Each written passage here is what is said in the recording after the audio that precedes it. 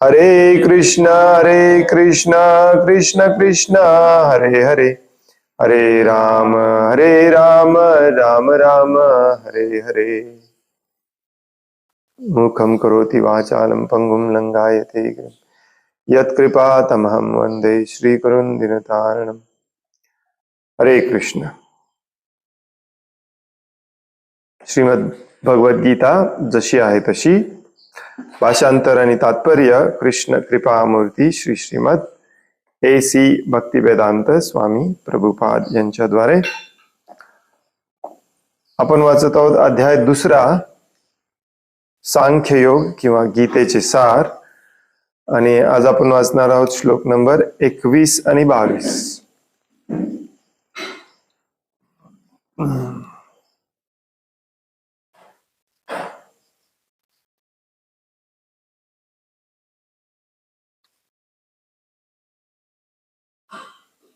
वेदा विनाशिम नित्यम या, वेदा विनाशिनम नित्यम य एनमजमव्ययम् कथं स पुरुषः पार्थ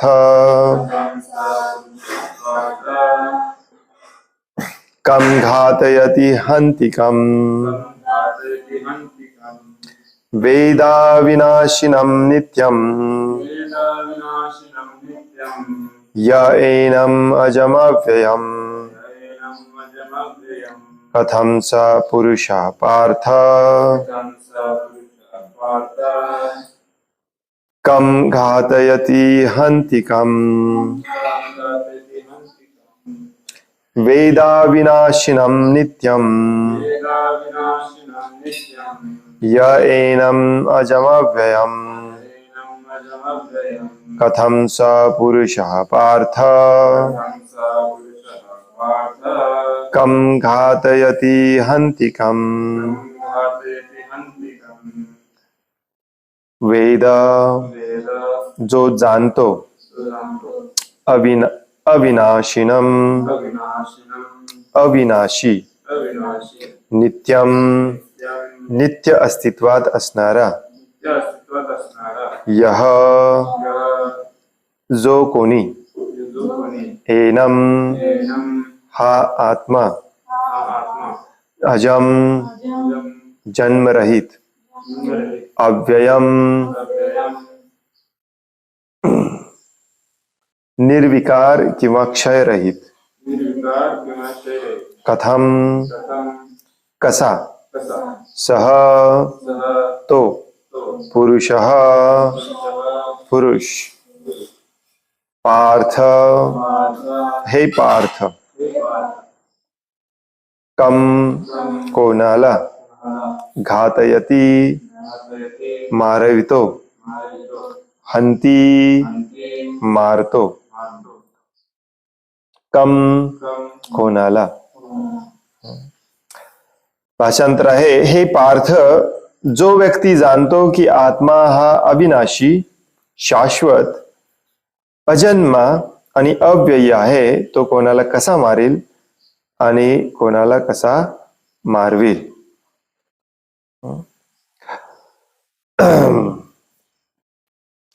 माफ करा, आपला क्लास झाला नाही 3 दिवस, त्यामुळे थोडीशी उजळणी करूया। मागच्या काही श्लोकांमध्ये भगवान श्रीकृष्ण आत्म्याच्या अविनाशी स्वरूपाचं स्पष्टीकरण देत आहेत की आत्मा हा, आत्म्यामध्ये काहीच बदल घडत नाही, नाही कोणी त्याला मारू शकतं, नाही तो कोणाला मारू शकतो। तर जो मागचा श्लोक होता त्याच्यामध्ये आपण वाचलो की कोणत्याही काळी आत्म्यासाठी जन्मही नाही, मृत्यूही नाही, त्याचा जन्म झाला होता असेही नाही, त्याचा जन्म होतो असेही नाही, त्याचा जन्म होणार असेही नाही। तो अजन्म आहे, सनातन आहे, सनातनचाच अर्थ असतो शाश्वत, नित्य अस्तित्वात असणारा, आणि पुरातन म्हणजे ज्याला कुठे बिगिनिंग नाही, पुरातन आहे। शरीराचा नाश झाला तरी त्याचा नाश होत नाही।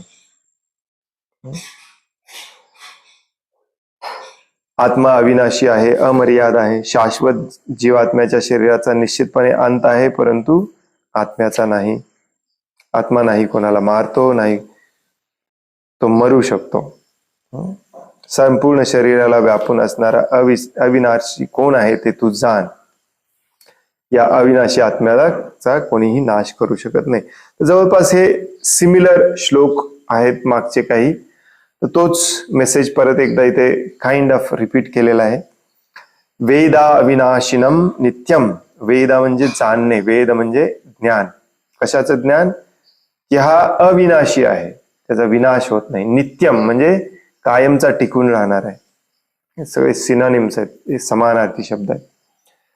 अजम म्हणजे त्याला जन्म नाही. अव्ययम म्हणजे ज्याचा क्षय होत नाही, संपत नाही. तो कोणाला कसा मारेल आणि कोणाला कसा मारवेल.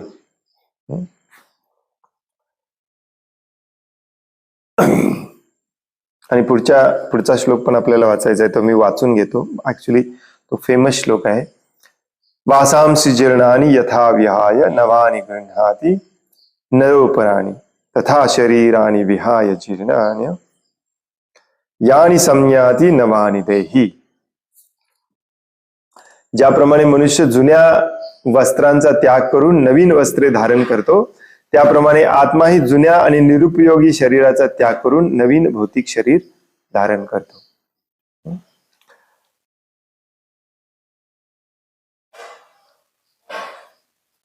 प्रभुपाद आपले संस्थापक आचार्य या भगवद्गीता जशी आहे तशी या भगवद्गीतेचे संकलक लेखक आपल्याला सांगतात की भगवंत किंवा कोणताही लेखक एखादी गोष्ट रिपीट करून तेव्हाच सांगतात जेव्हा एक तर ती गोष्ट अत्यंत महत्वाची असते, रिपीट करण्यायोग्य असते, आणि दुसरी म्हणजे जेव्हा समोरच्याला लवकर समजत नाही. तर आपल्या केसमध्ये हे दोन्ही लागू पडतात. म्हणून आत्म्याचं हे जे स्वरूप आहे ते मागच्या काही श्लोकांपासून अशा प्रकारे सांगण्यात येत आहे की आपल्याला वाटेल की रिपीट करतायत, परंतु ऍक्च्युली हे खूप महत्वाचं आहे जाणणे. त्यामुळे या ज्ञानामध्ये जो स्थित होतो तो खऱ्या अर्थाने अध्यात्मामध्ये प्रगती करू शकतो. तर या दोन्ही श्लोकांचं आपण तात्पर्य आता वाचूया श्रील प्रभुपादांद्वारे. प्रत्येक गोष्टीची स्वतःची अशी उपयुक्तता असते आणि जो मनुष्य पूर्ण ज्ञानात स्थिर झाला आहे तो त्या वस्तूचा योग्य उपयोग कसा व कुठे करावा हे जाणतो. त्याचप्रमाणे हिंसेचीही उपयुक्तता असते आणि हिंसेचा उपयोग कसा करावा हे ज्ञानी व्यक्तीवर अवलंबून असते. जर खुनाबद्दल अपराधी असणाऱ्या एका व्यक्तीला न्यायाधीशाने मृत्यूदंडाची शिक्षा फरमावली तर त्यासाठी न्यायाधीशाला दोषी ठरवता येत नाही, कारण तो न्याय संहितेनुसारच दुसऱ्या व्यक्तीला फाशीची शिक्षा फरमावितो. खुनी व्यक्तीला देहांताची सजा देण्यात यावी याची पुष्टी मनुसंहितेत करण्यात आली आहे, कारण असे केल्यामुळे त्याने पूर्वजन्मी केलेल्या महापापांबद्दल त्याला दुःख भोगावे लागणार नाही. म्हणून खुनी मनुष्याला राजाने केलेली फाशीची शिक्षा ही वस्तुतः हितकारकच आहे. त्याचप्रमाणे श्रीकृष्ण जेव्हा अर्जुनाला युद्ध करण्याची आज्ञा देतात तेव्हा निश्चितपणे जाणले पाहिजे की या प्रकारची हिंसा ही उच्च प्रतीच्या न्याय प्रदानासाठी आहे. यासाठीच अर्जुनाने त्यांच्या आज्ञेचे पालन केले पाहिजे. श्रीकृष्णांप्रित्यर्थे युद्ध कर्म करताना केलेली या प्रकारची हिंसा ही मुळी हिंसा नाहीच, कारण कोणत्याही परिस्थितीत मनुष्य अर्थात त्याचा आत्मा मारला जात नाही हे अर्जुनाने योग्य रीतीने जाणले पाहिजे. म्हणून न्याय प्रदानासाठी तथाकथित हिंसा करण्यास अनुमती आहे. शस्त्रक्रिया ही रोगी व्यक्तीला मारण्यासाठी नसून त्याला स्वस्थ करण्यासाठी असते. म्हणून श्रीकृष्णांच्या आज्ञेनुसार अर्जुनाने केलेले युद्ध हे पूर्ण ज्ञानयुक्त आहे व त्यापासून पापाचे फळ भोगण्याचा प्रश्नच उद्भवत नाही. प्रभुपाद इथे तात्पर्यामध्ये सांगायचा प्रयत्न करतायत की जे श्लोकामध्ये सांगितलंय की आत्मा हा अविनाशी आहे, शाश्वत आहे, अजन्म आहे, अव्ययी आहे. त्यामुळे नाही कोणी त्याला मारू शकतं, नाही तो कोणाला मारतो. तो कोणाला कसा मारेल आणि कोणाला कसा मारवेल.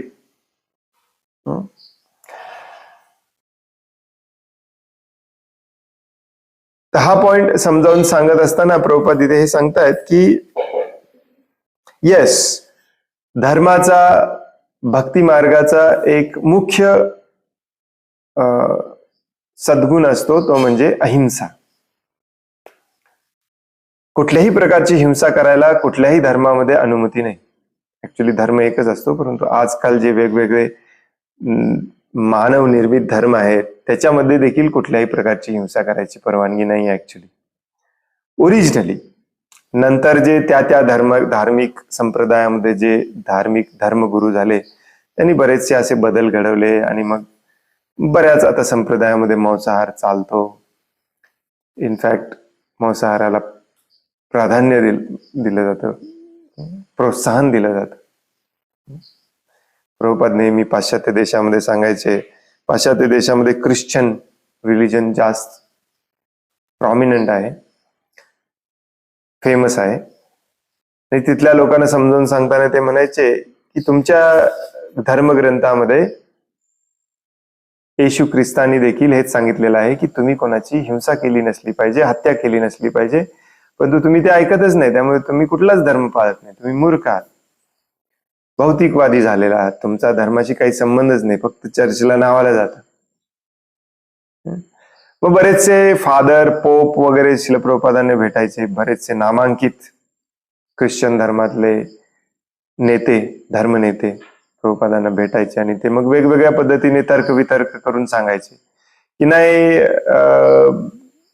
येशू ख्रिस्तांनी स्वतः खाल्लेलं, त्यांनी खायला पण सांगितलंय.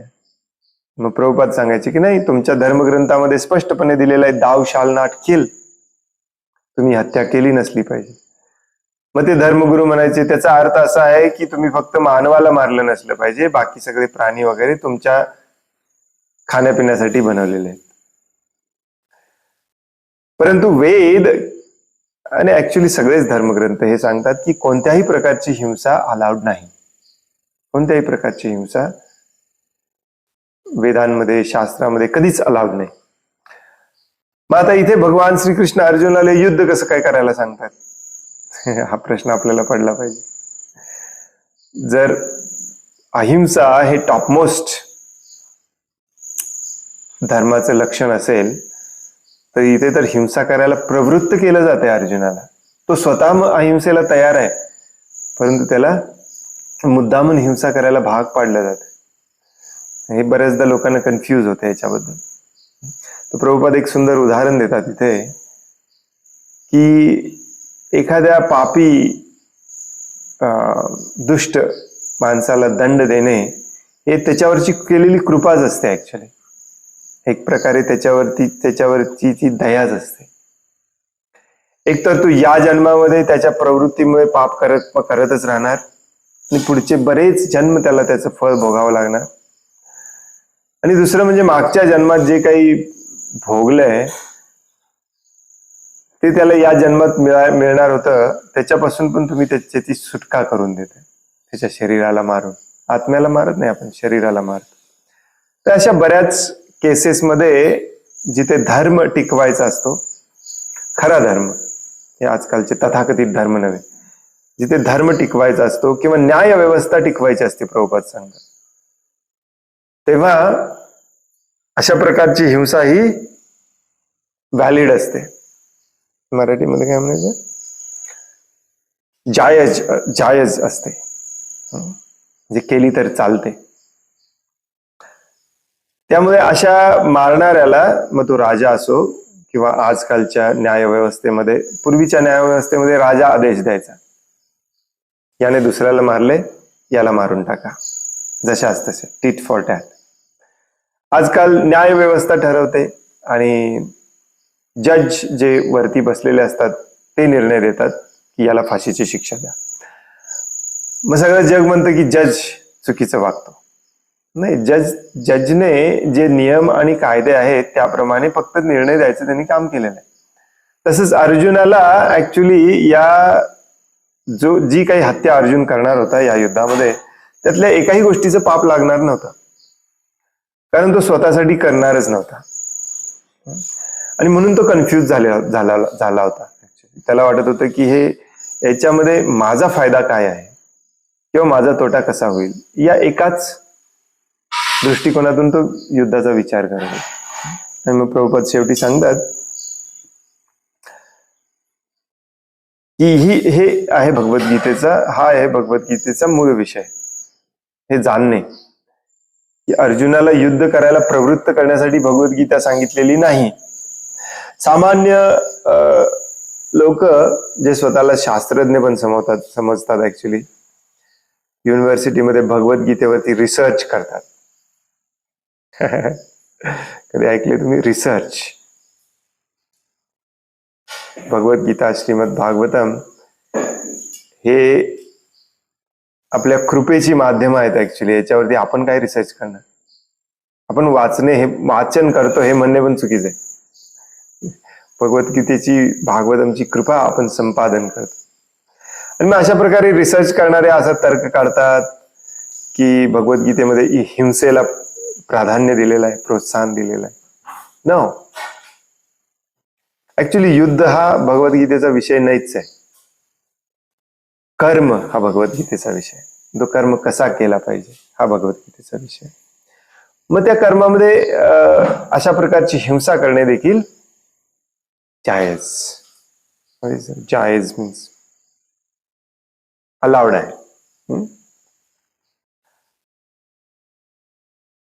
प्रभुपाद इथे आणखीन एक महत्वाचा पॉइंट थोडक्यात सांगतो आणि मग आपण पुढच्या श्लोकाला जाऊया. प्रभुपाद इथे उल्लेख करतात मनुसंहितेचा. खुनी व्यक्तीला देहांताची सजा देण्यात यावी याची पुष्टी मनुसंहितेत करण्यात आली आहे. तुमच्यापैकी काही जणांना मनुसंहिता ऐकून माहिती असेल किंवा थोडक्यात कधी इकडे तिकडे ऐकलं असेल. मनुसंहिता, संहिताचा अर्थ असतो नियम, बंधन, कायदे, कसं वागायचं कसं वागायचं नाही याच्याबद्दल लिहून ठेवलेले नियम. आणि मनु म्हणजे जो पहिला मानव असतो त्याला मनु म्हणतात. पण ऑफकोर्स पहिला मानव म्हणजे ज्याला पहिल्यांदा ब्रह्माजी निर्माण करतात मानवांमध्ये, त्याला मनु म्हणतात. त्याला नाव असतं. मनु, चंद्र, सूर्य, इंद्र हे सगळे पद आहेत ऍक्च्युली. त्या व्यक्तीनं पण नाव आहेत, पण ही सगळी पद आहेत. तसंच मनु पण एक पद आहे. फर्स्ट माणसाला मनु म्हटलं जातं. ऑफकोर्स ब्रह्मांडाच्या सुरुवातीला असं नाही, तर ब्रह्माजींच्या पूर्ण आयुष्यामध्ये हे मनु बदलले पण जातात. किती वेळेला? 14 वेळेला. आणि मग ह्या मनुचं कर्तव्य असतं की मानव समाजाने कसं वागलं पाहिजे, कारण त्याला ते ज्ञान मिळालेलं असतं. कोणाकडून मिळालेलं असतं?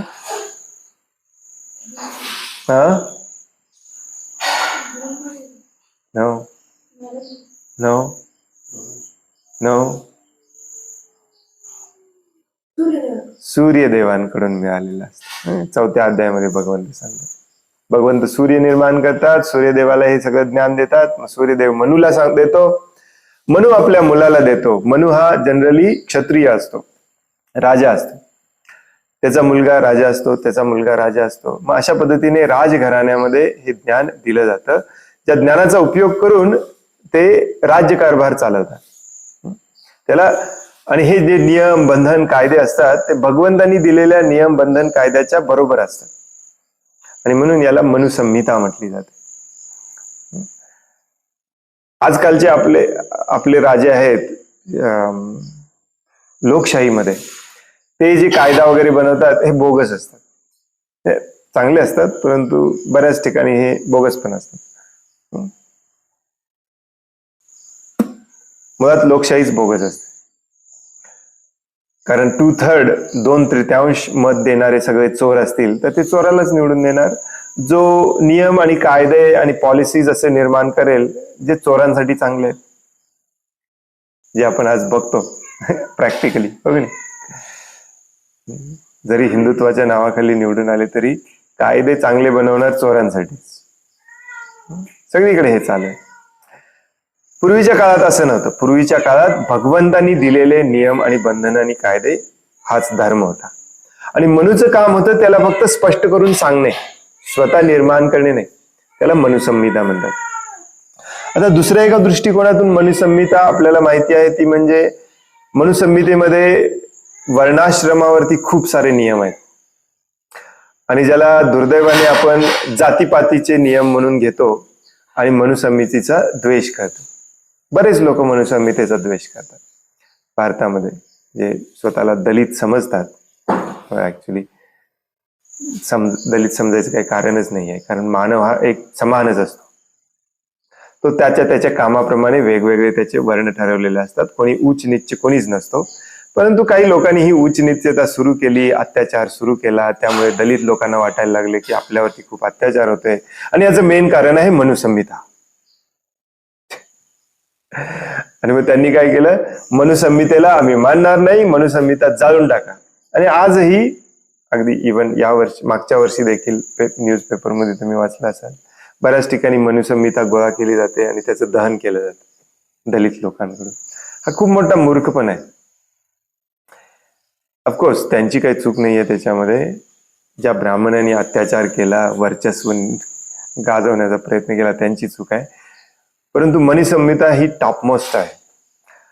आता हे सगळं सांगण्याचा माझा उद्देश आहे की तुम्हाला काही भक्त भेटतील प्रभुपादांच्या चळवळीमध्ये, जे तुम्हाला सांगतील की मनुसंहिता चुकीची आहे. परंतु मनुसंहिता आहे प्रभुपादांच्या वेदाबेस, म्हणजे प्रभुपादांच्या पुस्तकांमध्ये जर तुम्ही सर्च केला तर जवळजवळ 100 ठिकाणी तुम्हाला दिसेल जिथे प्रभुपाद सांगतात मनुसंहिता आपण पाळली पाहिजे. मनुसंहितेतले नियम हे परफेक्ट नियम आहेत. तरीही भक्त लोक असं काय म्हणतात, कारण आपण आपली संस्था ज्यांनी निर्माण केली, जे आपले आचार्य आहेत, त्यांचे आदेश उपदेश त्यांची शिकवण आपण वाचतच नाही. कधी कधी वाचत नाही, कधी आपल्याला वाचण्यापासून वंचित ठेवलं जातं. परंतु मनुसंहिता प्रभुपादांच्या मतानुसार नंबर 1 परफेक्ट आहे.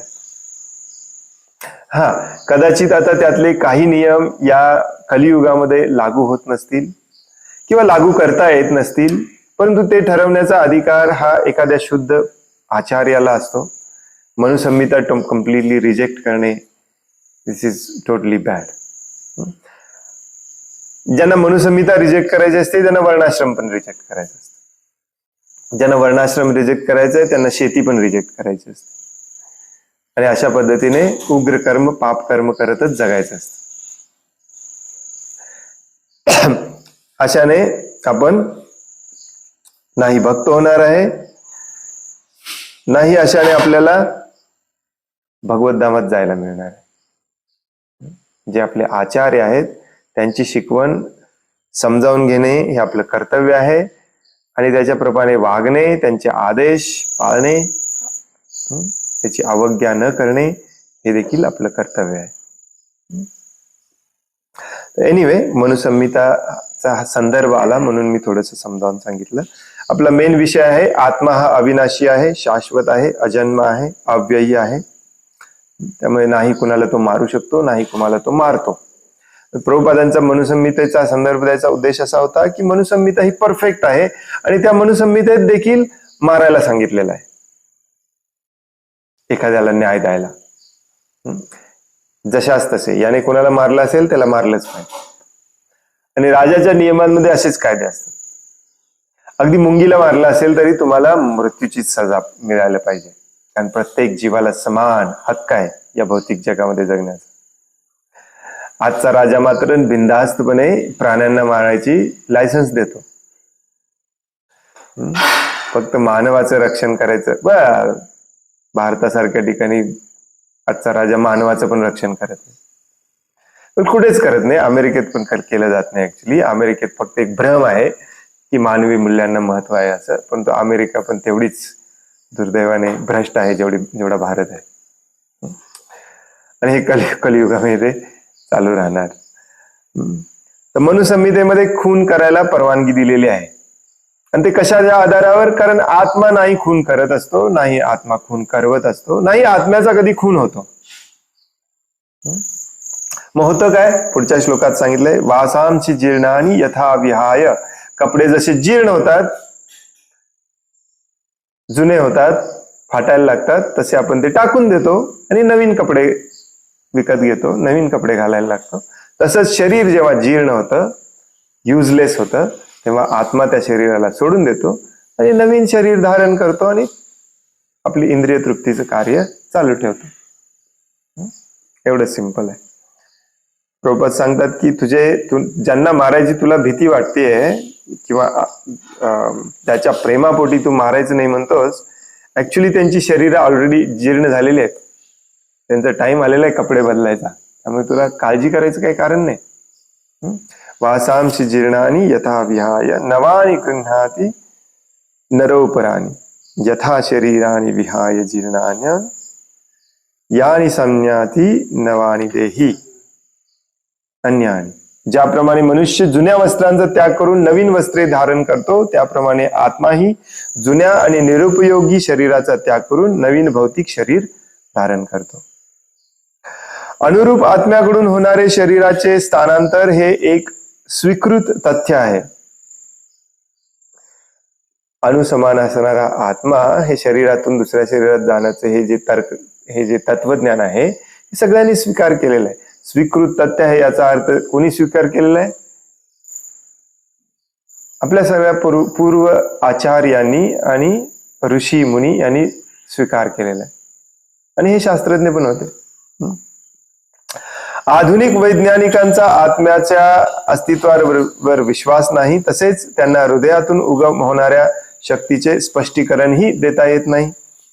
पण अशा वैज्ञानिकांना सुद्धा शरीरात होणारे बदल, जे बाल्यावस्थेतून कौमार्यावस्था आणि कौमार्यावस्थेतून तारुण्यावस्था आणि पुन्हा तारुण्यावस्थेतून वार्धक्यावस्था अशा विविध अवस्थातून दिसून येतात, ते मान्य करावेच लागतात. वृद्धावस्थेतून जो बदल होतो तो दुसऱ्या शरीरात संक्रमित होतो. याचे स्पष्टीकरण पूर्वीच एका श्लोकामध्ये करण्यात आलेले आहे. देहिनोस्मिन् यथा देहे. आधुनिक शास्त्रज्ञ लोक आत्म्यावर विश्वास ठेवत नाही, परंतु हे शरीर कसं बदलत चाललेलं आहे आणि हृदयाचा सगळ्या शरीरावरती कसा कंट्रोल आहे हे त्यांना समजावून सांगता येत नाही. आजकाल आपण हृदय, प्रेम हे शब्द वापरतो, थोड्याफार प्रमाणामध्ये आपल्याला कळतं, कारण एक वेळ आपण अनुभवलेला आहे हे सगळं आणि त्याच्यामध्येच टॉपमोस्ट आनंद आहे हे देखील आपल्याला माहिती आहे. जसं प्रभुपाद सांगतात की पाण्याची टेस्ट आपण बघितलेली आहे, त्यामुळे खोट्या पाण्याला पण आपण खरं पाणी समजायला लागतो. त्यामुळे खरा आनंद आपल्याला माहिती आहे, हृदय आणि हृदयामध्ये बसलेला आत्मा आपल्याला माहिती आहे, म्हणून हृदयाला एवढे जास्त महत्व देतो आपण. परंतु वैज्ञानिक म्हणतात की चेतना किंवा आत्मा असला काही प्रकारच नाही, शरीर हे पदार्थांनी भरलेलं आहे. परंतु त्यांना मग समजावून सांगता येत नाही की मी हृदय बंद पडलं तर शरीर का बंद पडतं. बऱ्याचदा मेंदू जरी बंद पडलं तरी शरीर बंद पडत नाही, परंतु हृदय बंद पडलं की शरीर इमिजिएटली बंद पडतं. हृदयाला आधुनिक वैज्ञानिक भाषेमध्ये आणखीन एक ऑर्गन म्हणून समजलं जातं. ऑर्गनला काय म्हणतात? अवयव,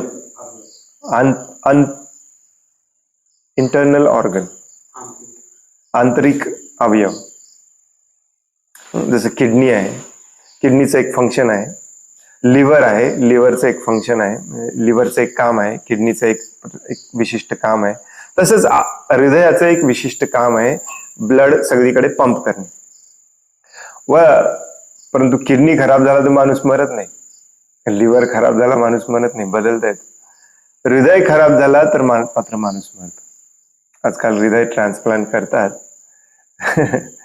परंतु हृदय ट्रान्सप्लांट करणारे पण सांगतील तुम्हाला की एकदा ठीक आहे, त्याच्यानंतर होत नाही.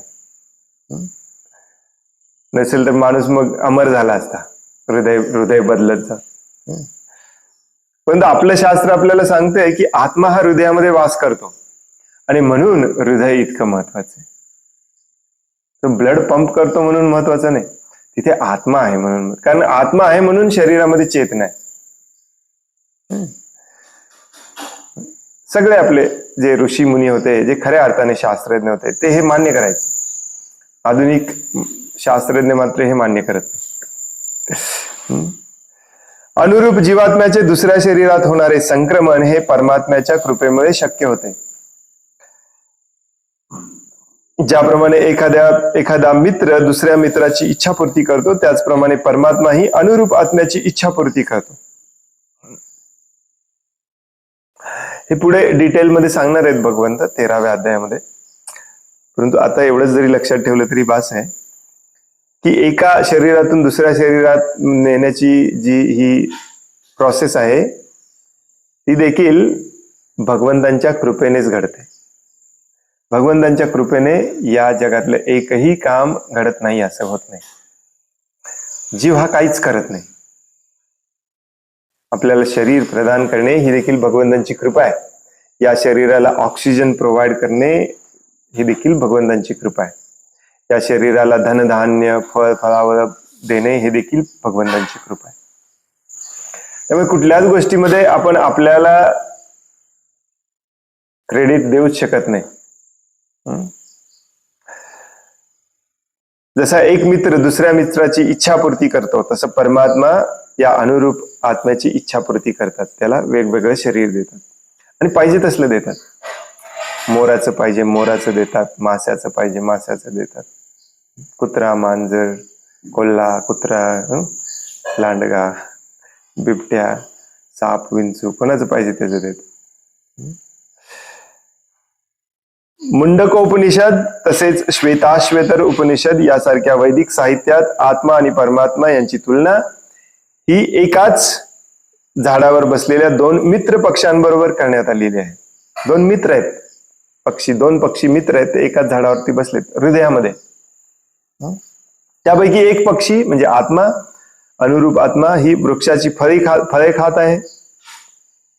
या शरीराचा उपयोग करून आनंद घ्यायचा प्रयत्न करतोय. आणि दुसरा पक्षी म्हणजे परमात्मा श्रीकृष्ण आपल्या मित्राकडे केवळ पाहत आहे, सगळं रेकॉर्ड करत आहे. तो केवळ पाहत आहे असं नाही, तो साक्षीदार पण आहे. गुणात्मक दृष्ट्या एकच असणाऱ्या या दोन पक्ष्यांपैकी एक पक्षी भौतिक वृक्षाच्या फळांनी मोहित होतो, तर दुसरा पक्षी आपल्या मित्राच्या हालचालींचा केवळ साक्षी आहे. तो फक्त पाहत असतो. आणि मग दुसरा शरीर कसल्या प्रकारचं द्यायचं हे तो ठरवतो, हे बघून बघून बघून. अच्छा, तुला सारखं सारखं स्विमिंग टँक मध्ये जावं असं वाटतं, विहिरीत उड्या मारा असं वाटतं. मग हा मित्र पक्षी ठरवतो, म्हणजे भगवंत परमात्मा ठरवतात की मग या विनाकारण मानवी शरीराचा वेळ मध्ये कशाला वेळ वाया घालवतोय, चला तुला माशाचे शरीर देतो. अशा प्रकारे इच्छापूर्ती केली जाते. ऑफकोर्स सगळ्याच इच्छा पूर्ण होत नाहीत. जे वाईट कामं केलेले आहेत, अधर्मी पाप कर्म केलेले आहेत, त्याचे दंड पण भोगावे लागतात पुढच्या शरीरामध्ये. आणि जोपर्यंत हा एक पक्षी जो आहे तो या भौतिक शरीराचं फळ चाकण्यामध्ये बिझी असणार, तोपर्यंत त्याला शरीर दिलंच जातं. त्यामुळे पूर्णपणे भौतिक शरीर आणि शरीराशी संबंधित सगळ्या गोष्टींबद्दल विरक्ती अनासक्ती निर्माण करणे म्हणजेच सुटका आहे, मोक्ष आहे.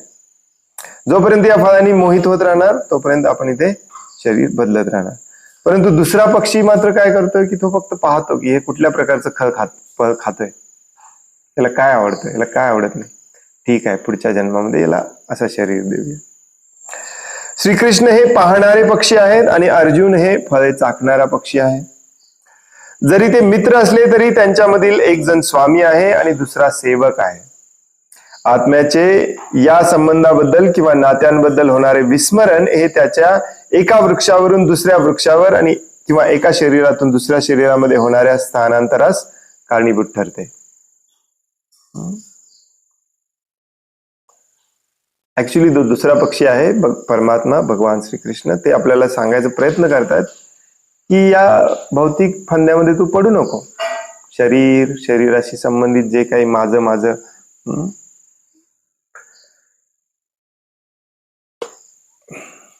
जागा शेती धनधान्य सगळं माझं म्हणायची सवय लागलेली आपल्याला, ते करू नको.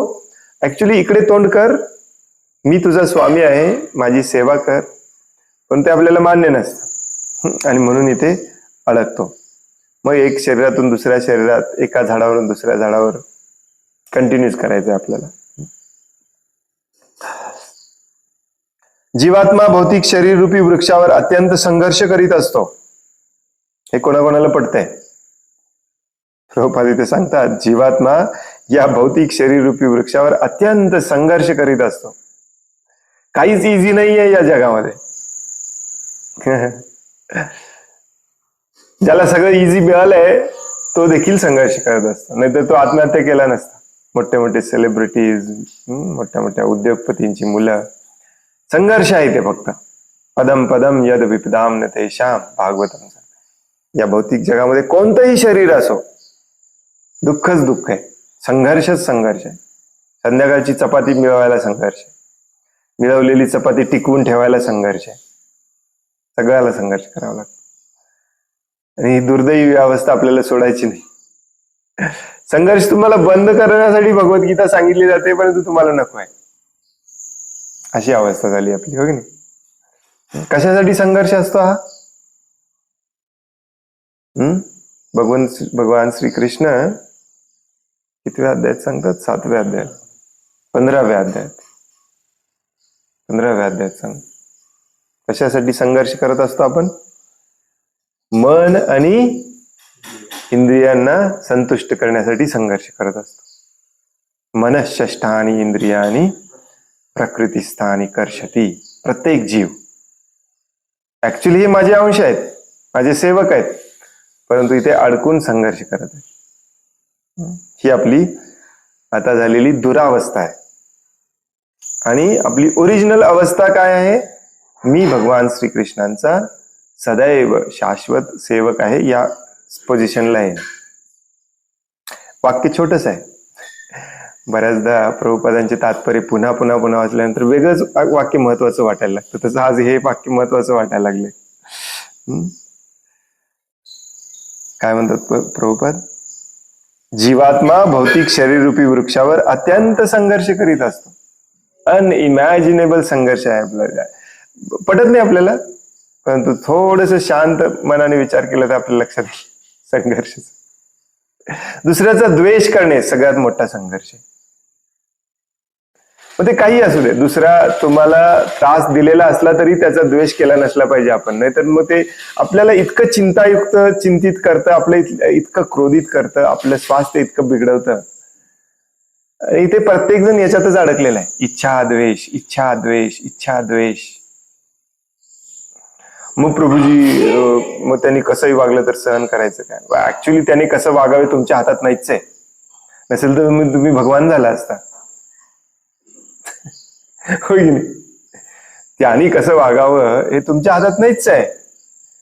येस, तुम्ही थोडेफार ज्ञानी असाल, गुरुच्या पोझिशनला असाल तर समजावून सांगू शकता, तरीही त्यांनी बदलावं ही अपेक्षा ठेवणे तुमच्या हातात नाहीये. मग कशाला विनाकारण त्रास करून घ्यायचं? किती संघर्ष करतो बघा आपण, हो की नाही? संपूर्ण भगवद्गीता सांगून झाल्यानंतर देखील भगवंत अर्जुनाला म्हणतात, तुला बदलणं माझं काम नाही आहे, सांगायचं माझं काम होतं, हे करायचं की नाही तू ठरव. आपण मात्र रात्र दिवस नुसते फालतूच्या गोष्टी विचार करून करून करून संघर्ष करत असतो. मनामध्ये संघर्ष चालू. जो गरीब आहे त्याची चपातीसाठी संघर्ष चालू आहे, जो श्रीमंत आहे त्याच्या मनाच्या सुखासाठी संघर्ष चालू. माझ्या मनासारखं होत नाही, तुझ्या मनासारखं या जगात कधीच होणार नाही. हे जग त्याच्यासाठी निर्माण केलेलंच नाहीये. मग सुखी कसा होणार तू? भगवद्गीतेचं ज्ञान घेऊन, भगवंतांना शरण जाऊन. भगवंतांना शरण जाणे म्हणजेच हे सगळं बंद करणे. विचार, यांनी असं केलं होतं, त्यांनी तसं केलं होतं, यांनी हे केलं होतं, त्यांनी ते केलं. किती विचार करतो आपण.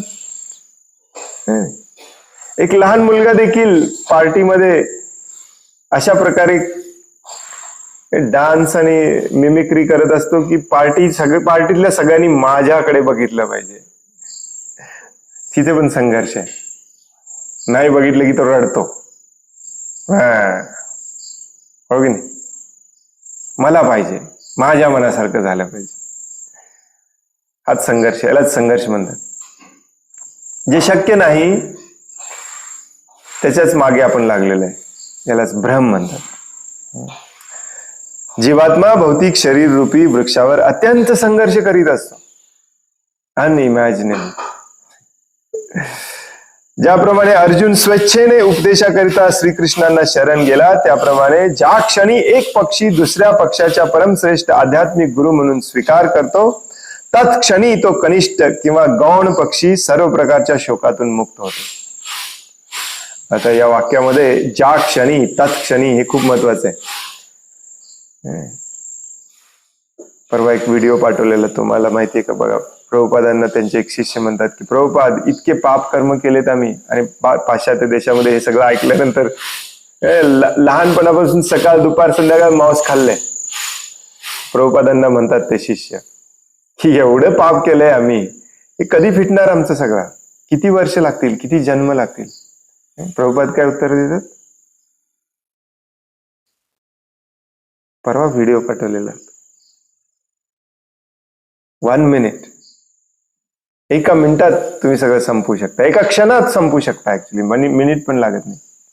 फक्त जो पक्षी आपल्याला सांगतोय असं वागू नका, त्याच्याकडे वळून बघायचं आणि म्हणायचं यस, असं मी वागत नाही, तुमची सेवा सांगा, मी फक्त तुमची सेवा करतो. या जगातलं कोणी कसं वागायचं तसं वागू दे, हे काय माझ्या हातात नाहीये. माझ्या हातात आहे दुसऱ्यावर प्रेम करणे, दुसऱ्यांची सेवा करणे, दुसऱ्यांच्या प्रती प्रेम भाव ठेवणे, दुसऱ्यांच्या प्रती सेवा भाव ठेवणे, दुसऱ्यांना मदत करणे. हे आपण केलं तर आपल्याला पण प्रेम मिळणार आहे, आपल्याला पण आनंद मिळणार आहे. भगवंतांची सेवा करायची आहे, भगवंतांच्या शुद्ध भक्तांची सेवा करायची आहे. म्हणजे जग कसे का वागेना, सो इझी, त्या क्षणी. थोडस चुकीचं एक्झाम्पल आहे, परंतु बरोबर आहे. आपले जोक सांगणारे प्रभूजी उदाहरण देतात रिमोट कंट्रोलचं. तुम्ही काय केलंय, तुमच्या जीवनाचा रिमोट कंट्रोल दुसऱ्याच्या हातात दिल्यासारखं, काही झालं तरी त्याचा विचार करत बसता, कारण तो तुम्ही स्वतःला शरीर समजता. या आत्म्याला कोणी नाहीच आहे. आत्म्याला नाही आई वडील आहेत, नाही पती पत्नी आहेत, नाही मुलं बाळ आहेत, नाही सासू सासरे आहेत, आणि म्हणून या आत्म्याला कोणी काही करू पण शकत नाही. सगळं होतंय शरीराला, आणि शरीर संघर्ष करत असतो. आत्मा बिचारा मात्र अडकलाय तिथे. आणि हे बंद करायचं असेल तर किती वेळ लागतं, एक क्षण बास आहे. फक्त भगवंतांकडे वळायचंय, म्हणायचंय आजपासून मी तुमचा, काही पण करा, काही सांगा मला. मग आपण यालाच म्हणतात निर्भयता, काही होऊ दे. मुंडकोपनिषद मध्ये आणि श्वेताश्वेतर उपनिषद मध्ये दोन्हीही या विधानाला पुष्टी देतात. प्रभुपाद बऱ्याच ठिकाणी असं उपनिषद हे वेदांचा भाग आहे, त्याचा संदर्भ देऊन सांगतात, हे प्रूव्ह करण्यासाठी की आम्ही काही वेगळं सांगत नाहीये, आम्ही सत्य सांगतोय. हे खऱ्या गुरुचं, खऱ्या आचार्याचं लक्षण असतं. मुंडकोपनिषद आणि श्वेताश्वेतर उपनिषद मध्ये काय म्हटलेलं आहे, समाने वृक्षे पुरुषो निमग्नो आणि यशा शौचती मुह्यमान जुष्टम यदा पश्यत्यन्य अन्यम ईशमस्य महिमानमिति वीतशोका. जरी दोन पक्षी एकाच वृक्षावर असले तरी झाडाची फळे चाकणारा पक्षी चिंता आणि खिन्नता यांनी पूर्णपणे ग्रस्त झालेला असतो. चिंता आणि खिन्नता. शहरामध्ये जाऊन बघायचं प्रत्येकाच्या चेहऱ्याचे, कारण प्रत्येक जण मला त्रास देतोय. का त्रास देतोय मला? वेल, तुम्ही कोणालाही बदलू शकत नाही. तुमच्या हातात आहे तिकडचं तोंड फिरवणे इकडे आणि भगवंतांकडे पाहणे. मग ते मागून टोचतात प्रभूजी आपल्याला, टोचू देत, तुम्हाला टोचत नाही, तुमच्या शरीराला टोचतात. एक फेमस उदाहरण आम्हाला आमचे एक गुरुजी सांगायचे, जेव्हा आम्ही तेव्हा त्यांना गुरुजी म्हणायचो. शाळेमध्ये असतं, आजकाल कोणी गुरुजी म्हणत नाही. ते सांगायचे की गांधीजी काय करायचे, त्यांच्याकडे कोणी पेन टाकायचे ते दुसऱ्यांच्याकडे, आणि ते मग दुसरे पेन कॅच करायचे, मग परत टाका म्हणायचे, आणि त्यांनी परत टाकलं की ते गांधीजी दोन्ही हात बांधून राहायचे, पेन त्यांच्या अंगावर पडायचं आणि खाली पडायचं.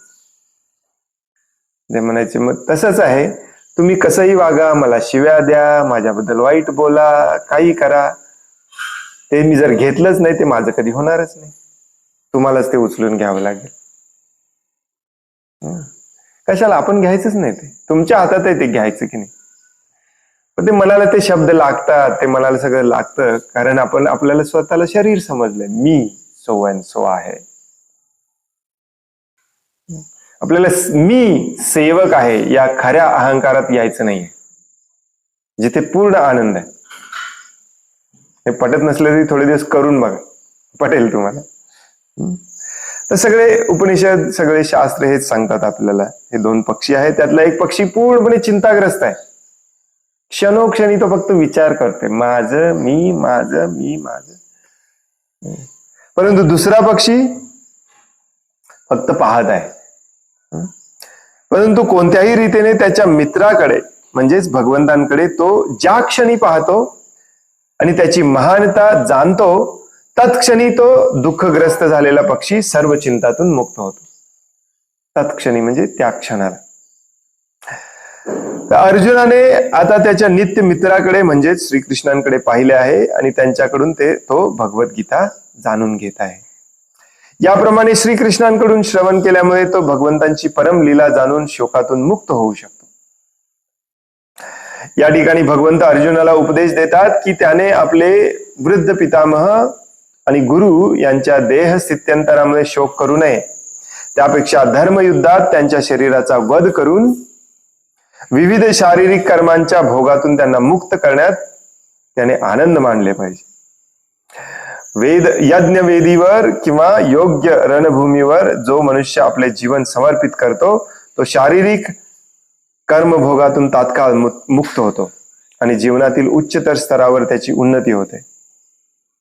यज्ञामध्ये पण काही वेळेला प्राण्यांना बळी दिला जातो.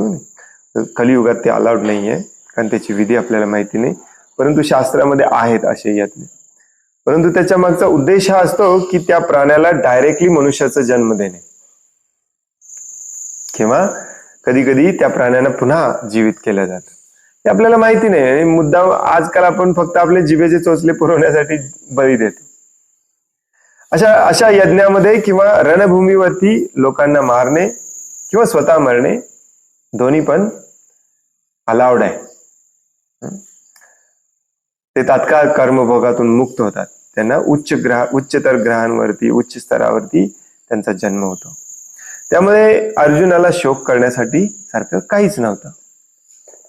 अर्जुनाला जे काही त्याने कारणं सांगितली युद्ध न करण्याची, ती कारणं सांगायची काही गरजच नव्हती. हा मुद्दा भगवंत पटवून द्यायचा प्रयत्न करतात. त्याचबरोबर आपल्याला पण ज्ञान देत आहेत. ऍक्च्युली आपली पण हीच अवस्था आहे. या आपल्यासमोर युद्ध नाही, परंतु आपल्याला आपल्या मित्राने फसवलं किंवा काय म्हणतात त्याला, आपल्या बॉसने आपल्याला शिव्या दिल्या किंवा घरामध्ये जे भांडण असतं, आपलं भावाने असं म्हटलं, बहिणीने असं म्हटलं, सासूने असं म्हटलं, सुनेने असं म्हटलं, हे आपल्यासाठी अर्जुनासारखं युद्धच आहे.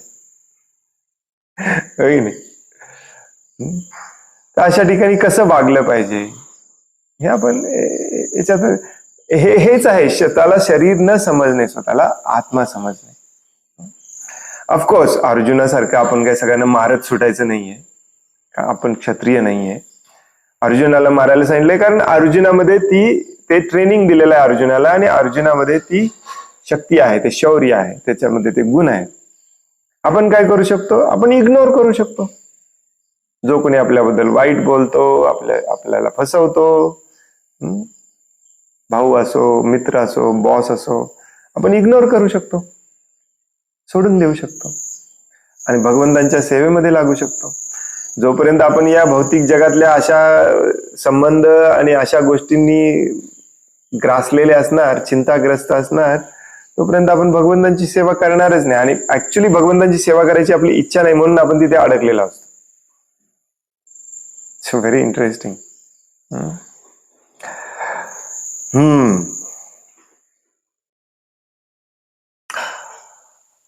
इथेच आपण थांबूया.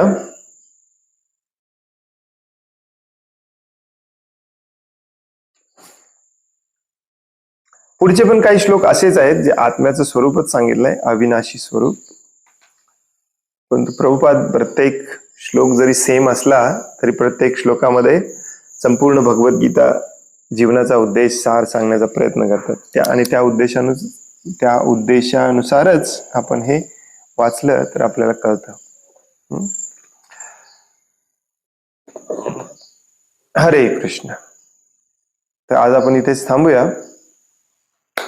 कोणाला काही प्रश्न आहे, काही सांगायचं आहे?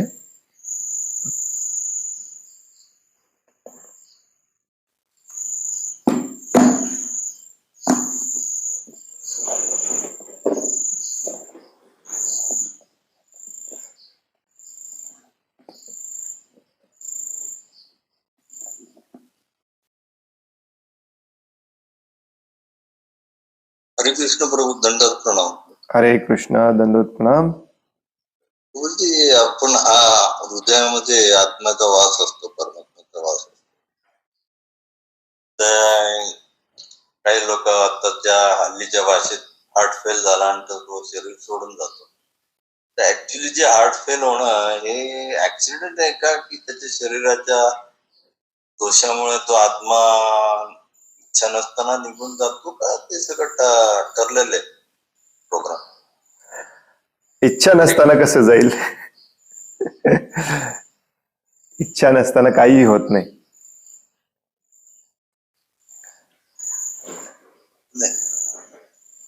नाही, पण तो सुदृढ असला असता तर आत्मा राहिला असता ना.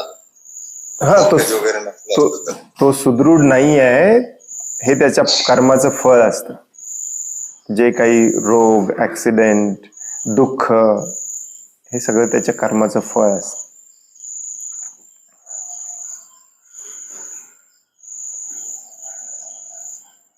कोलेस्ट्रॉल वाढला हे आपल्याला सायन्स शिकवतं, भगवद्गीता आपल्याला शिकवते, ते त्याच्या कर्माचं फळ आहे. ब्लॉकेज निर्माण झाले, सायन्स सांगतं, भगवद्गीता सांगते ते त्याच्या कर्माचं फळ आहे. हार्ट अटॅक आला, सायन्स सांगतं, भगवद्गीता सांगते ते त्याच्या कर्माचं फळ आहे. म्हणून सायन्स शिकणारा युजली कर्म आणि कर्मफळावर विश्वास ठेवत नाही. थोड्याफार प्रमाणामध्ये सायन्समध्ये प्रगती केली, आपण समजावून घेऊ शकतो की हे कसं झालं, काय झालं, परंतु शेवटी हे सगळं कर्माचं फळ असतं. सायन्स हे सांगू शकत नाही की जन्मल्या याला पाय का नाहीये. सायन्स फक्त म्हणतं बर्थ डिफेक्ट आहे. बर्थ डिफेक्टला मराठीत काय म्हणतात? जन्मजात रोग. जन्मजात रोग किंवा जन्मजात अपंगता वगैरे. व्यंग, शारीरिक व्यंग, जन्मजात शारीरिक व्यंग असं काही नसतं ऍक्च्युली. मग त्याच्यावरती खूप रिसर्च केला जातो, हे असं का होतं, जन्माला अशी मुलं का येतात. आणि इतकं सायन्स प्रगत होऊन देखील ऍक्च्युली जन्मजात व्यंगता किंवा अशी अपंगता जास्त वाढत चाललेली आहे, कमी झालेली नाही आहे. मागच्या बऱ्याच वर्षामध्ये काहीही कमी झालं नाही, भयानक प्रमाणात वाढलेलं आहे बर्थ डिफेक्ट्स, त्याला आपण म्हणतो. का? कारण आपल्या कर्माचं फळ आहे. म्हणून प्रभुपाद सांगतात मुलांना शाळेत घालू नका. ते एकदा शाळेत गेले की सगळं काही सायन्सच्या दृष्टिकोनातूनच समजावून सांगायला सुरुवात करतात. त्याला लवकर पटत नाही कर्माचं पण ह्याच्यामध्ये काहीतरी गणित आहे.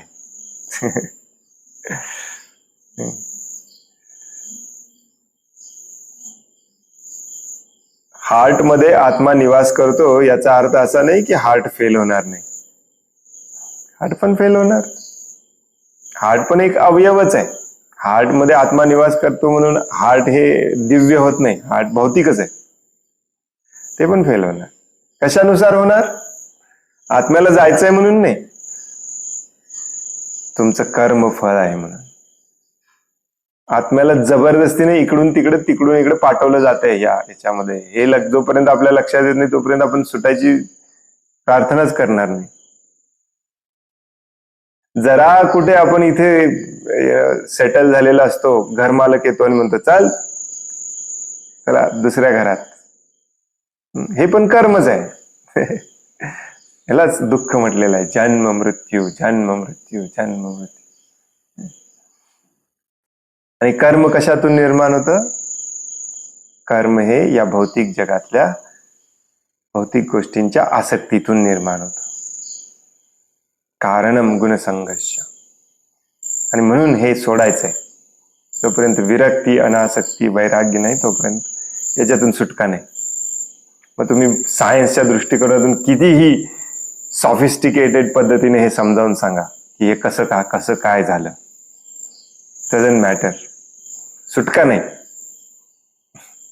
सुटका तेव्हाच जेव्हा पूर्णपणे हा पक्षी वळतो आणि भगवंतांना म्हणतो, या शरीराचं काय व्हायचं ते होऊ दे, तुम्ही मला माझी तुमची सेवा द्या, बस मला आता दुसरी कुठली इच्छा नाही आहे काय करायची.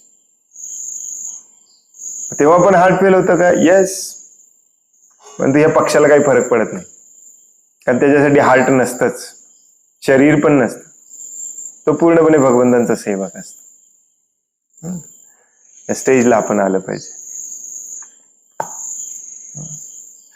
हरे कृष्ण.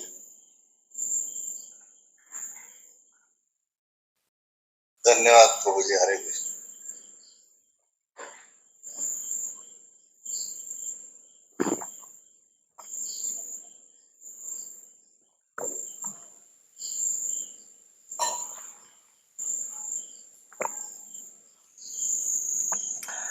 आजकाल समाजामध्ये वाढणारा सायन्स मधला इंटरेस्ट इतका का वाढलाय माहितीये? अगदी गावातल्या खेड्यापाड्यातल्या न शिकणाऱ्या आजी आजोबा देखील तुम्हाला सांगतील, या असं असते. मुलांना सायन्स शिकवलं जातं जबरदस्तीने, एक्सपर्ट केलं जातं. सायन्सला खूप महत्व दिलं झालं, कारण आजकालच्या सायन्स आणि सगळ्या सायंटिस्ट लोकांचा एकच उद्देश आहे, भगवंतांना चीट कसं करायचं. हे जे जन्म मृत्यूची साखळी चालू आहे ही थांबवायची कशी. शक्य नाही. सायन्स पण बनवलंय भगवंतांनी. ज्यांनी जन्म मृत्यूचे चक्र बनवले त्यांनी सायन्स पण बनवलं.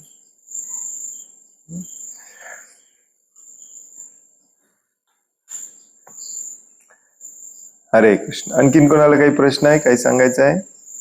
हरे कृष्ण प्रभू. हरे कृष्ण प्रभूजी. हरे कृष्ण. तुम्ही म्हटले की मागे म्हटले होते की आपण दूध विकायचं नाही, मग त्या दुधापासून जे पदार्थ होतात ते विकू शकतो का? नाही.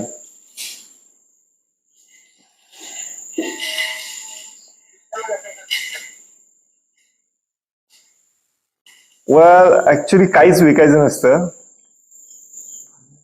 अन्नच विकायचं नसतं. अन्न विकणे हेच खूप मोठं पाप असतं. अन्न म्हणजे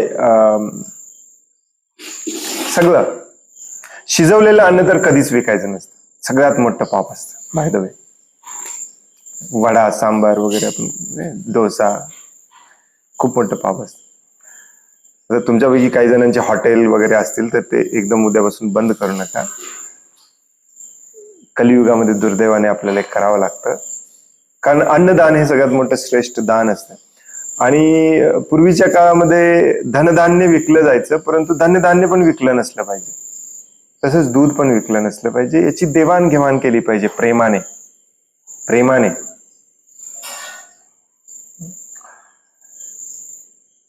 दुधाला विशेष करून विकलं नसलं पाहिजे म्हटलं जातं, कारण काय होतं की दूध एकदा विकायला लागलो ना आपण, किंवा त्या वासराला पण देत नाही. म्हणून दुधाचं स्पेशल मेन्शन केलेलं आहे. मग यातून पळवाट काढून कशी चालेल? दूध विकत नाही प्रभूजी, आम्ही तूप विकतो. तूप बनवायला मग दूध जास्त काढावं लागेल, मग परत वासराला कमी द्यायलाच पाहिजे, हो की नाही?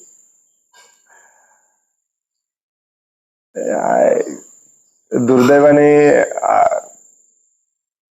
शहरातले लोक मग आम्हाला म्हणतात, प्रभूजी मग शहरातल्या लोकांना दूध कसं मिळणार, तूप कसं मिळणार?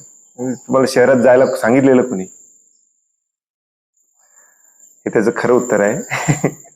परंतु जोपर्यंत शहरातली माणसं प्रभुपादांची पुस्तकं वाचून येत नाहीत, बाहेर पडत नाहीत, तोपर्यंत त्यांची पण व्यवस्था केली पाहिजे. असे बरेच गोपालक आहेत ज्यांच्या गोपालकाचा खर्च पण निघत नाही, त्यामुळे ते बऱ्याचदा तूप वगैरे विकण्याच्या प्रयत्न करतात, परंतु हे काहीच विकायचं नसतं ऍक्च्युली. राजीव दीक्षित खूप गोमातेबद्दल बोलायचे आणि पहिल्यांदा मी हे राजीव दीक्षितांकडून ऐकलेलं की दूध विकलं नसलं पाहिजे. ते सांगायचे दूध बेचणं पूत बेचणे समान, म्हणजे दूध विकणे स्वतःच्या मुलाला विकण्या समान आहे, कारण हे दूध हे आपल्या मुलांसाठी असतं. परंतु तेच राजीव दीक्षित त्याच लेक्चरमध्ये सांगतात की दूध विकू नका परंतु तूप विका. नो, मुळात वासरावरती अजिबात अन्याय अत्याचार झाला नसला पाहिजे आणि तसं केलेलं दूध तुम्ही कधीच विकणार नाही. तुम्ही स्वतः करून बघा, कारण वासरावरती गायीवरती अन्याय अत्याचार होऊ नये असं जर आपल्याला दूध काढायचं असेल तर आपला खर्च एवढा वाढतो की ते दूध आपल्याला 500 ते 1000 रुपये लिटर दिल्याशिवाय परवडतच नाही. कोण घेणार? कारण आज दूध तुम्हाला 50 रुपये लिटर मिळतं, कारण वासराला दिलं जात नाही, गाईला औषध पाणी केलं जात नाही, गाईला चारा व्यवस्थित दिला जात नाही, बैलाला लगेच मारलं जातं तर तो खर्च वाचवला जातो, आजारी गाईला उपचार केले जात नाहीत. कारण हे सगळे पैसे वाढत गेले, हे सगळ्याच गणित घातलं तर दूध कोणताही व्यक्ती दूध 500 ते 1000 रुपयाच्या रेंजमध्येच विकायला पाहिजे, त्याच्या खाली तो विकूच शकत नाही. आणि मग हेच दूध त्याच्यावरती करोडो रुपयाचे मशीननी प्रोसेस करून तुमच्यापर्यंत शहरामध्ये 100 किलोमीटर 500 किलोमीटर ट्रकला डिझेल घालून तुमच्यापर्यंत 42 रुपये 52 रुपये लिटर कसं काय येतं? हे आपण विचार केला पाहिजे, हो की नाही?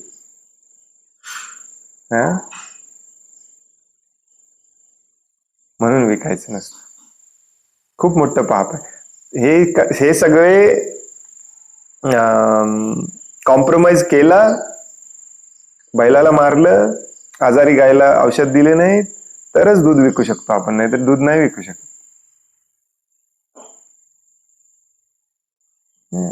तुमच्यापैकी बरेच जण शहरातले आहेत, मग तुम्ही म्हणाल मग शहरातल्या लोकांना दूध कसं मिळणार? शहरात जायला तुम्हाला सांगितलं कोणी, त्यांना विचारा, हो की नाही? आणि शास्त्र सांगतं अशा प्रकारचं दूध जो पितो तो ऍक्च्युली पाप पित असतो. दिवसभर जप केला तरी काही फरक पडत नाही, तुम्ही पापीच होता. बऱ्याच जणांना हे माहिती नाही आहे, जसं दूध हे हिंसा न करता घ्यायला पाहिजे, तसंच सगळ्या प्रकारचं अन्न देखील हिंसा न करता घेतलं पाहिजे. याला अहिंसा दूध म्हणतात, अहिंसा अन्न म्हणतात. तसंच आपले कपडे हे देखील अहिंसा असले पाहिजेत. कुठल्याही प्राण्यांवरती अत्याचार न करता आपले कपडे बनवले पाहिजे. या सगळ्या कन्सेप्ट पासून आपण खूप दूर आलोय, खूप खूप खूप दूर आलोय दुर्दैवाने. तुमच्यापैकी काही जण करत असतील तर तुमची उपजीविका चालवण्यासाठी तर तुम्ही ते करताय, ते करत राहा, परंतु भक्तांचा आश्रय घ्या, भक्तांची मदत घ्या आणि हे कसं बंद करता येईल याच्यावरती विचार करा. या जन्मामध्येच शक्य आहे ते. प्रभुपादांनी ही चळवळ त्याच्यासाठीच निर्माण केलेलं आहे, एकमेकांना मदत करायला, अशा प्रकारचे पाप कर्म बंद करायला.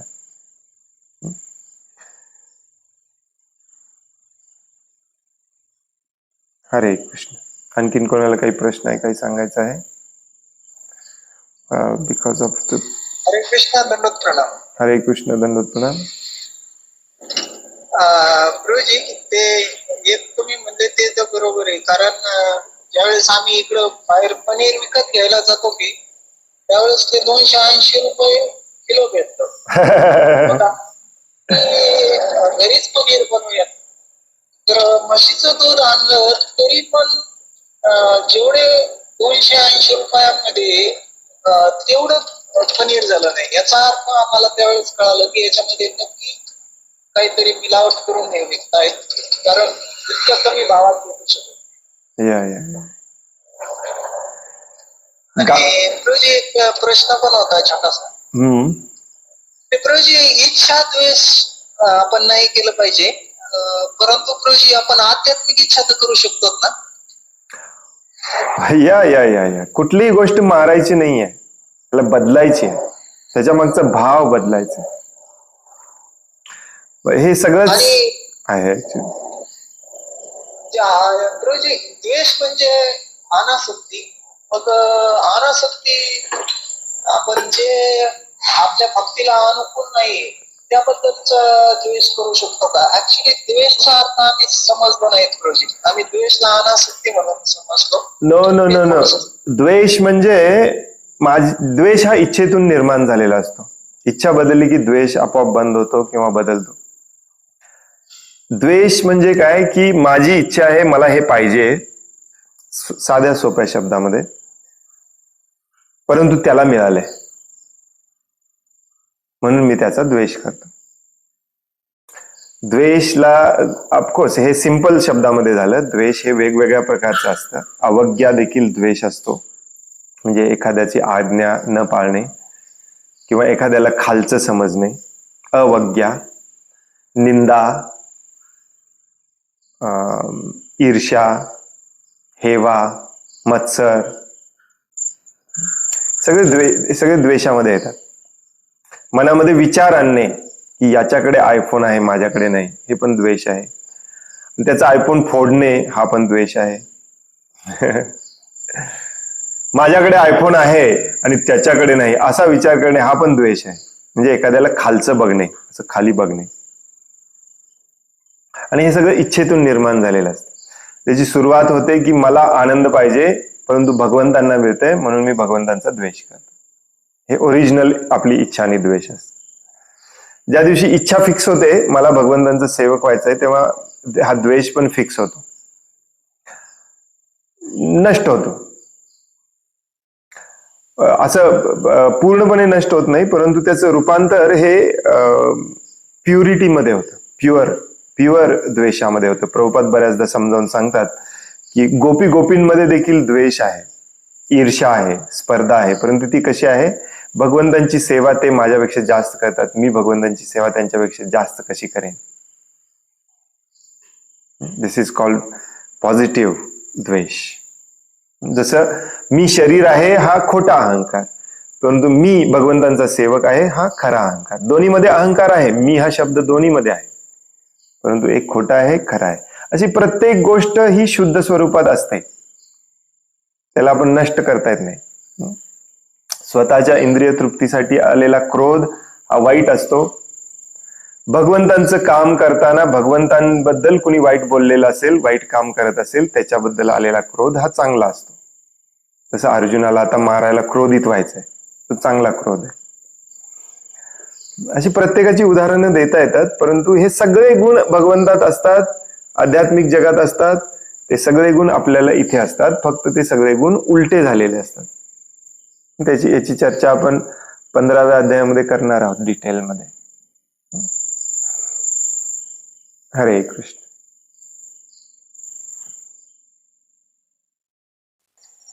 हरे कृष्णा. धन्यवाद प्रभू.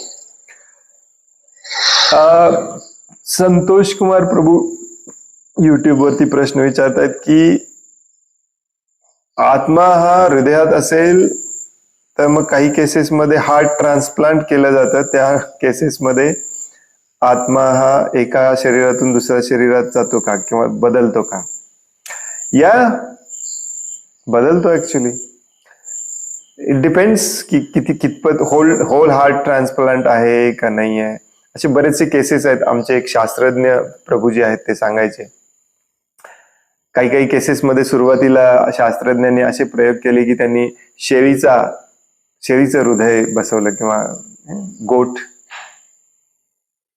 दुसऱ्या प्राण्याचं हृदय बसवलं. असे पण माहिती नाही मेडिकल सायन्स कितपत हे अचीव करतं, पण या थोड्याफार प्रमाणामध्ये बदलतं. परंतु जनरली जे आपण हार्ट ट्रान्सप्लांट म्हणतो ना, ते होल हार्ट ट्रान्सप्लांट नसतात. एखादा पार्ट ट्रान्सप्लांट फक्त बदललेला असतो. त्यामुळे त्या व्यक्तीच्या चालण्या, बोलण्या, वागण्यामध्ये, भावनेमध्ये तेवढा जास्त फरक पडत नाही, कारण आत्मा तोच सेम असतो. तिथे होल हार्ट ट्रान्सप्लांटचे केसेस खूप कमी आहेत. बाय द वे, माहिती का तुम्हाला?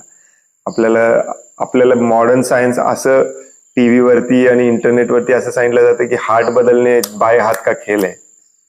होल हार्ट ट्रान्सप्लांट खूप कमी होतात. त्या केसेसमध्ये ते जास्त दिवस टिकत नाहीत.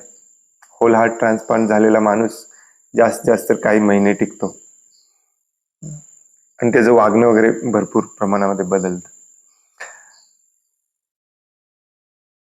मला एक्झॅक्टली माहिती नाही याला शास्त्राचा, बाय द वे शास्त्रामध्ये याला कुठेही संदर्भ नाहीये. मी फक्त याच्यावरूनच सांगतोय की आमचे एक शास्त्रज्ञ भक्त होते, प्रभुपादांचे शिष्य सदापुत दास, ते याच्याबद्दल बऱ्याचदा बोलतात. युट्यूब वरती त्यांचं चॅनल आहे. हरे कृष्ण. आणखीन कोणाला काही प्रश्न आहे, काही सांगायचं आहे?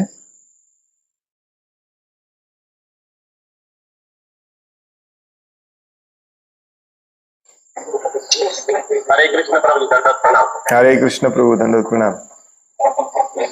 आपण की प्रश्न नाही पण एक जस्ट नाही का म्हणजे असं होऊ शकतं का मित्र, जसं की आता तुम्ही सांगितलं की आत्मा हा शरीर बदलतो, शरीर जन्म झालं की आत्मा दुसरं शरीर घेतो, धारण करतो.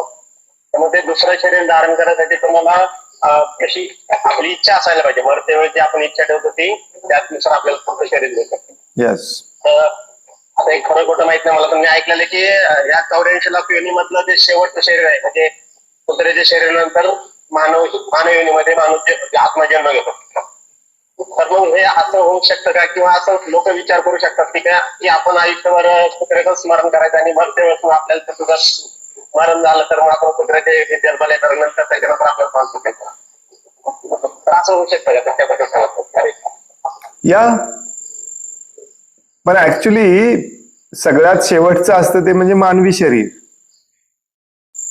काहीतरी करून शेवटी मानवी शरीरात यावं लागतं हे सगळं समजायला. याच्यातून पुन्हा प्राण्याच्या शरीरात जायची इच्छा कशाला करायची? Doesn't make any sense. आणि प्राणी हा दुसऱ्या प्राण्याची चिंता करत असतो, ते तो ठरवू शकत नाही.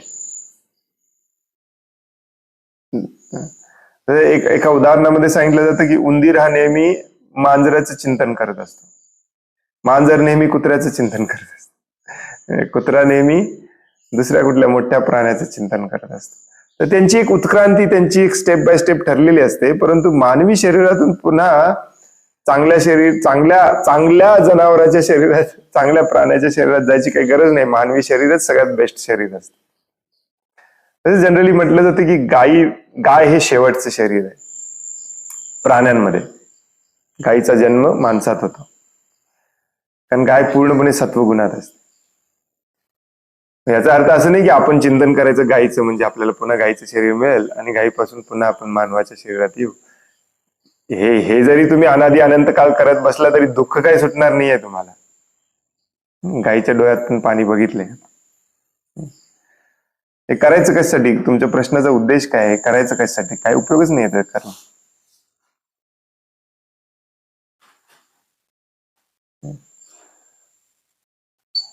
हरे कृष्ण प्रभू. जसं की आपण नाही का म्हणतो की आता आपण जी भक्ती करतो आता सध्याची 16 महिना जप करणे, 4 नियमाचं पालन करणे, तर मग आता सर्वसाधारण तिथे सर्वांना असं असतं की जर ज्यावेळेस शुद्धतेच्या लेवलला जायचं असतं त्यावेळेस कुणी जातच नाही बऱ्यापैकी. आपण तर नाहीच आहोत, पण आजूबाजूला जे आपण भक्तीमध्ये बघतो कोणाचीच गॅरंटी वाटत नाही. ते प्रत्येकाला असं काय वाटतं की मी एवढे 4 नियमाचं पालन केलं आणि 16 महिन्याचं जप केलं की प्रभुपाद आपल्याला मागच्या दरवाजे प्रबोधामध्ये जाईल. ज्यावेळेस त्यांना आपल्याला कळतं की आता ही सत्य परिस्थिती नाहीये, त्यांना आपण तेवढे मागच्या दाराने जाण्याच्या पण पात्रतेचे नाही.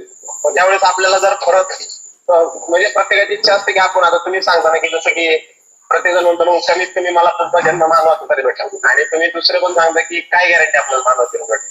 ऍटलिस्ट भक्तांचं सोडून पण बाकीच्या माणसांना पण जर वाटलं असतं चला की बाबा आपल्याला परत जर मनुष्य द्यायचं असेल तर मग असं होऊ शकतं. ते विचारलं. अरे या मागचा दरवाजा नाहीच आहे, मागच्या दरवाजाने जायला.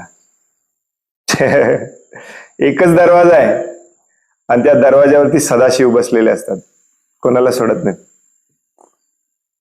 तुमच्याकडे आहे पोस्टर, गोलोक वृंदावनचं पोस्टर आहे, त्याच्यामध्ये बघा एकच दरवाजा आहे, ते दरवाजावरती सदाशिव बसलेले आहेत, कोणाला सोडत नाही शुद्ध झाल्याशिवाय. इनफॅक्ट प्रभुपाद हजारो ठिकाणी सांगतात की भक्ती मार्गावरती येऊन शुद्ध न होता भक्तीच्या जोरावरती पाप कर्म करत जो राहतो आणि मनात विचार करत राहतो की मी माझ्या भक्तीच्या जोरावर माझ्या पापाचे सगळे फळ नष्ट होतील आणि मला भगवत धामात जायला मिळेल, त्याला तर कठोर शिक्षा देतात भगवंत. म्हणजे जो सेम पाप, सेम टू सेम पाप. फॉर एक्झाम्पल झाड तोडायचं, कारण हे सगळे करतात. जर एक नॉर्मल माणूस करत असेल आणि 16 माळा जप करणारा 4 नियमाचं पालन करणारा करत असेल, तर या 16 माळा जप करणाऱ्याला त्या झाड तोडण्याचं जे दंड असतं ते 100 पटीने जास्त दिलं जातं नॉर्मल माणसापेक्षा. कारण तुला माहितीये पाप कर्म बंद करण्यासाठी तू भक्तीत आलायस, आणि भक्तीच्या जोरावरच परत तू पाप कर्म नको करू. जे आपण 10 नाम अपराध म्हणतो ना, त्यातला हा सगळ्यात मोठा अपराध आहे. प्रभुपाद बऱ्याच प्रवचनात सांगतात, नामनो बलादि यस्य हि पाप बुद्धी. हे सगळ्याचं रूपांतर पाप कर्म बंद करण्यामध्ये झालं पाहिजे. There is no backdoor entry. मागच्या दारानं कोणालाही घेऊन जाणार नाही आहेत प्रभुपाद, विसरून जावा. सत्य आहे, कठोर आहे. त्यामुळे हा मूर्खपणा आहे. आणि शास्त्रात कुठेही दिलेलं नाही आहे की तुम्ही या शरीरातून पुन्हा मानवी शरीरात याल. मानवी शरीरातूनच सुटका होते. जे काही ठराविक उदाहरणं आहेत गजेंद्रचे वगैरे, ते दिव्य उदाहरणं आहेत. हे सगळ्याच प्राण्यांच्या बाबतीत होत नाही. जनरल रूल आहे मानवी शरीरातूनच सुटका होते. त्यामुळे मानवी शरीरात येऊन दुसऱ्या शरीराची अपेक्षा करणे मूर्खपणा आहे. आणि पूर्णपणे 100% शुद्ध झाल्याशिवाय भगवत धामात एंट्री नाही. ते कसं व्हायचं हे आपण तन्मयतेने आणि तीव्रतेने शिकलं पाहिजे. सिरियसली आणि ऑनेस्टली शिकलं पाहिजे. याच्यासाठी मानवी शरीर दिलेलं आहे. पूर्ण भगवद्गीता त्याच्यासाठीच आहे. ते आपण चर्चा करूया स्टेप बाय स्टेप. आता आपण इथेच थांबूया. खूप खूप धन्यवाद. वांछा कल्पतरुभयश्च कृपा सिंधुभ्य एव च पतितानां पावनेभ्यो वैष्णवेभ्यो नमो नमः. अनंत कोटि वैष्णव वृंद की जय. वैष्णव ठाकुर शिल प्रभुपाद की जय. भगवद गीता जशी आहे तशी की जय. हरे कृष्ण. दंडवत प्रणाम. हरे कृष्ण. दंडवत प्रणाम. कृष्ण प्रभू की दंडवत प्रणाम. हरे कृष्ण.